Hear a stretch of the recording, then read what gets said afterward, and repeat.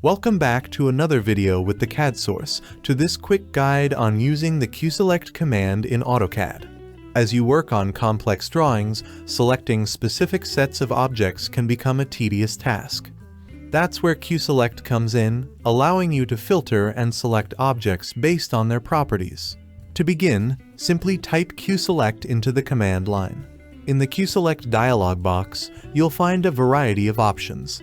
You can select objects based on their type, such as lines, circles, or blocks.